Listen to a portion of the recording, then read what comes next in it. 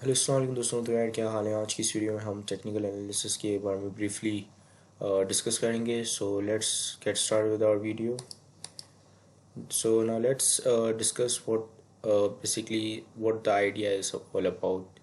So it is basically a way to predict future prices movement of a script by using its past data, primarily by looking into its prices movement and volume and trends. ठीक है, so basically technical analysis is all about analyzing the price, where you analyze the price and the trends, look for the trends. ठीक है, इसमें आप देखते हो कि भाई किस ट्रेंड में प्राइस जो है वो मूव कर रहा है।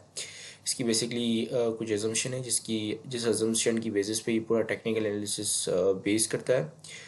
तो वो भी हम डिस्कस करेंगे। ठीक है, सो इसमें बेसिकली लोग क्या कर रहे होते हैं, चार्ट्स देख रहे होते हैं। ठीक है, और चार्ट्स को रीड करने की कोशिश कर रहे होते हैं। अब जहाँ पे भी मतलब वो चार्ट्स मूव मूव ऑन करते हैं और लोग देखते हैं कि भाई हमें कोई मतलब इस तरह की सिग्नल्स मिले जहाँ पे हम एंटर या एग्जिट कर सकें based on their how they read the charts. So it is different from the fundamental analysis because the fundamental analysis focus on the well-being of the business, but the technical analysis focus on the pattern in which the price of a particular script moves. सो देखिए, fundamental analysis में आप क्या कर रहे होते हैं, आप इंट्रांसिक value को फाइंड आउट करने की कोशिश कर रहे होते हो। आप देख रहे होते हैं कि भाई कंपनी की वैल्यूएशन क्या है, उसकी इंटरप्राइज वैल्यू क्या है, और एक्चुअल में उसकी जो स्टॉक प्राइसेस है वो उससे मिल रही है या नहीं मिल रही है, मैच कर रही है या नहीं कर रही है। ठीक है, जैसे अगर लेट्स सपोज कि कंपनी की जो वर्थ बहुत ज़्यादा है लेकिन उसकी जो स्टॉक प्राइसेस है वो काफ़ी कम प्राइस पे ट्रेड हो रही है, तो इसका मतलब कि ऑब्वियसली जो स्टॉक है वो अंडर वैल्यूड है और इस वक्त आपको इंटर होना चाहिए ट्रेड में। ठीक है, so that's what the fundamental analysis all about. लेकिन ये टाइम टू टाइम अपडेटेड नहीं होते हैं। अब टेक्निकल एनालिसिस में क्या है कि प्राइस जो है वो हर सेकंड चेंज होती रहती है, तो हर सेकंड आप कंपनी की परफॉर्मेंस को देख पा रहे होते हो कि भाई कंपनी की परफॉर्मेंस अच्छी जा रही है या नहीं जा रही। ठीक है, अगर प्राइसेस जाहिर सी बात है कम हो रही हैं, गिर रही हैं, तो इसका मतलब कि कंपनी अच्छा परफॉर्म नहीं कर रही है। ठीक है, सो फंडामेंटल एनालिसिस में हम बेसिकली पूरे बिजनेस को देख रहे होते हैं कि जो स्टॉक या जो स्क्रिप्ट आप सेलेक्ट कर रहे हैं कि उसका बिजनेस कैसा है। अगर वो बिज़नेस अच्छा जा रहा है तो ऑब्वियसली हम उसमें इन्वेस्ट करेंगे। अगर वो बिज़नेस जो है वो बुरा है तो उसमें इन्वेस्ट नहीं किया जाएगा। ठीक है, so let's look some other perspectives of the technical analysis. So in technical analysis people look and try to find a certain pattern by looking into live charts. ठीक है, charts जो बेसिकली लाइव होते हैं और charts में basically तीन तरह के charts होते हैं। एक होते हैं आपके पास लाइन चार्ट, दूसरा होते हैं आपके पास बार चार्ट, और फिर आपके पास आते हैं कैंडलस्टिक जो कि काफ़ी फेमस हैं मतलब इन दिनों में। ठीक है, इन दिनों में काफ़ी फेमस हैं ये candlestick charts. So this is very famous among the day traders, especially those who have short-term view on the market. So देखिए, जो कि डे ट्रेडर्स होते हैं वो कौन होते हैं? These are the person who just get out of the trade within a day. They get in and they get out within a day. So वो लोग एक ही दिन के अंदर ही ट्रेड में चढ़ते हैं, ट्रेड का एनालिसिस करते हैं कि भाई ऊपर जाएगा, नीचे जाएगा, साइड वे में मूव करेगा। ठीक है, सो बेसिकली तीन तरह से जो आपकी प्राइसेस होती है वो मूव करती हैं। या तो ऊपर जाएंगी जिसको हम कहते हैं बुलिश हैं, ठीक है, या बुल मार्केट है, so that's bull market is when the prices go up. और या तो फिर वो बेरिश हैं, नीचे जाएंगी, या तो फिर वो साइड वेव में मूव करती हैं। ठीक है, सो ये डे ट्रेडर्स क्या करते हैं, ये लोग basically technical analysis technical analyse का बेसिकली टेक्नीशियंस होते हैं ये।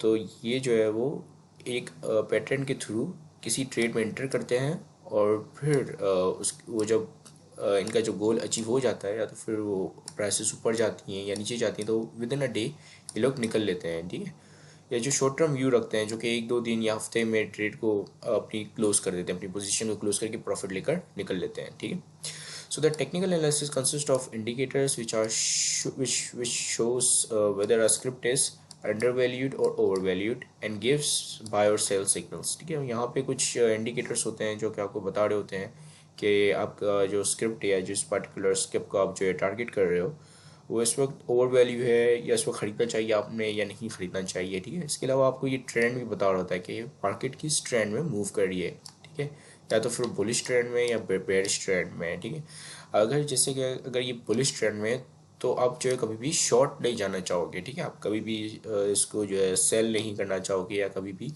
ऐसी पोजीशन नहीं लेना चाहोगे जिसमें आप आपका जो व्यू हो वो बेरिश हो, ठीक है। क्योंकि ऑब्वियसली ये तो बुलिश जा रहा है, और अगर आप बेरिश व्यू पे रखोगे तो हो सकता है कि आपको एक दिन के अंदर कुछ प्रॉफिट हो, लेकिन ओवरऑल आप नुकसान भी जाओगे, ठीक है।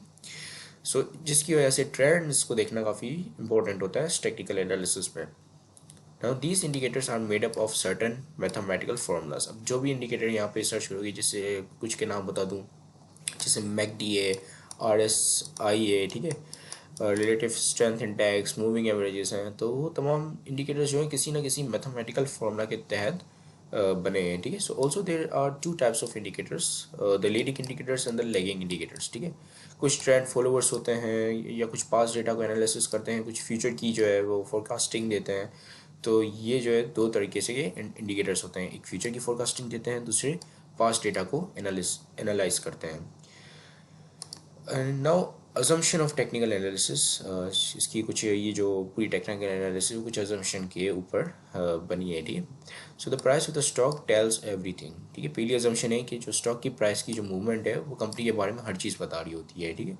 This mean you don't have to look at the fundamental and let's suppose that the price is going down. Price किसी भी कंपनी का जो प्राइस है, स्टॉक का प्राइस है, वो गिर रहा है, ठीक है। Every time there is an earning announcement, ठीक है। अर्निंग अनाउंसमेंट यानी कि उनके वो लोग अपने जब भी प्रॉफिट बता रहे हैं लोगों को, तो प्राइसेस जो है वो फॉल किए जा रही हैं, ठीक है। जैसे कि उन लोगों ने बताया कि भाई अभी जो है हमने ये इतनी अर्निंग्स की हैं तो प्राइसेस फॉल हुई, ठीक है। फिर अच्छा, फॉल इस तरह नहीं होती, डायरेक्ट नीचे नहीं जाती, ठीक है। पहले नीचे जाएगी, फिर थोड़ा ऊपर जाएगी, फिर नीचे जाएगी, फिर थोड़ा ऊपर जाएगी, ठीक है। तो इसी तरीके से एक ट्रेंड बनता है। अब क्या है कि उन लोगों ने फिर बताया कि भाई दूसरी अर्निंग रिलीज़ की, भाई हमने इतनी अर्निंग की है, फिर से प्राइसेस जो है वो नीचे जाना और मज़ीद नीचे जाना शुरू कर दी, ठीक है। तो उससे हम ये अंदाज़ा लगा सकते हैं कि ये प्राइसेस इसलिए नीचे जा रही हैं क्योंकि इनकी अर्निंग डे बाय डे कम होती जा रही है, ठीक है। सो दैट दिस अजम्पशन, मतलब ये जो एजम्पशन इस तरीके से काम करती है, ठीक है। This is how this assumption work. So this could mean that the company is making less earnings, या earning less as compared to their previous records, ठीक है। अब हम बात करते हैं दूसरी assumption की, which is the price moves in trends, ठीक है। प्राइस जब भी मूव करेगी तो वो एक ट्रेंड में मूव करेगी, ठीक है। ये ऐसा नहीं हो सकता है कि भाई ऊपर जाए नीचे जाए, ठीक है, फिर ऊपर जाए फिर नीचे जाए। अगर ये ऐसा भी होता है तो इसको हम कहते हैं कि साइड वेज ट्रेंड आया हुआ है, ठीक है। साइड वेज यानी कि साइड वेव में, यानी कि ना बुलिश मार्केट है ना बेरिश मार्केट है, ठीक है। वो बस थोड़ा ऊपर जाती है, फिर नीचे जाती है, फिर एक लेवल मेंटेन हुआ हुआ है, ठीक है। तो उसको हम कहते हैं sideways. So the whole foundation of the technical analysis is to identify the trends, ठीक है। अगर आपको पता है कि भाई कौन सा ट्रेंड है, ठीक है, तो आप इजीली उस ट्रेंड के ऊपर चढ़ के पैसा बना सकते हो, ठीक है।